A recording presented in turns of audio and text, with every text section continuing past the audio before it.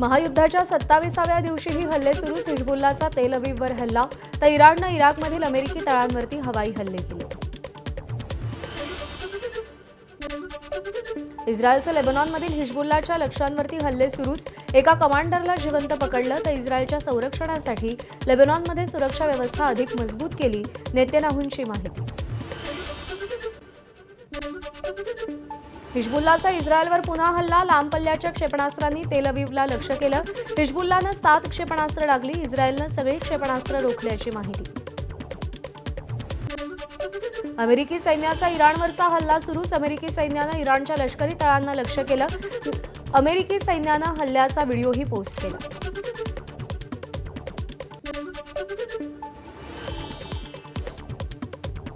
Israeli सैन्यानं गाझामधील देर अल बलाह इथे क्षेपणास्त्र डागलंय. हल्ल्यामध्ये एका व्यक्तीचा मृत्यू झालाय तर 7 पॅलेस्टिनी जखमी झालेत. स्फोटाचा व्हिडिओ देखील समोर आलाय. अमेरिकेचं F-18 लढाऊ विमान पाडल्याचा इराणचा दावा तर इराणमध्येच विकसित केलेल्या हवाई संरक्षण प्रणालीचा वापर करून ही मोहीम पार पाडली. इराणी लष्कराची माहिती.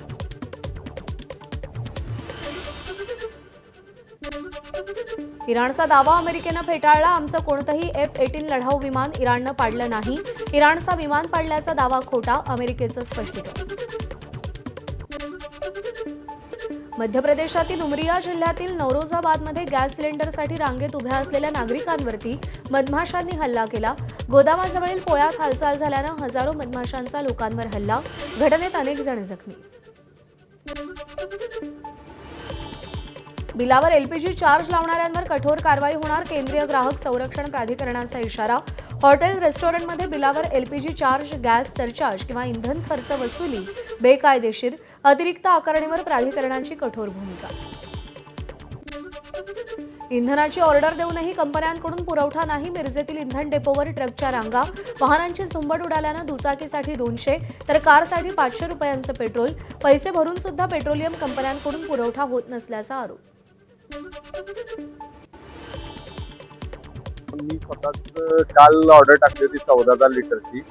आम्हाला ते वरून फक्त म्हणजे जेवढे खप आहे तेवढंच आम्हाला देत आहेत. 12,000 लिटरचे आम्हाला वारंवार आम्ही पैसे भरून सुद्धा आम्हाला जे डेपोकडनं किंवा इंडियन ऑइलकडनं जो रिस्पॉन्स मिळाला पाहिजे तो आम्हाला मिळत नाही आहे. आणि आमची फक्त हेच एक इंडियन ऑइलसाठी आम्ही कलेक्टर साहेबांना एक यांना आदेश द्यावा की आम्हाला जेवढं लागतं तेवढा आम्हाला ह्यांनी पुरवठा करावा.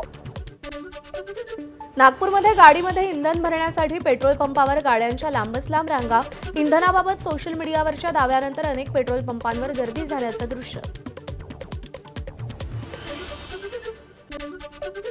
नाशिकच्या नांदगावमध्ये पेट्रोल आणि डिझेलचा तुटवडा निर्माण होणार असल्याच्या अफवा. डिझेल पेट्रोल घेण्यासाठी टाक्या, हंडे, कॅन घेऊन नागरिकांची पेट्रोल पंपावर गर्दी. गरजेपेक्षा जास्त पेट्रोल डिझेल खरेदी करण्याचा प्रयत्न.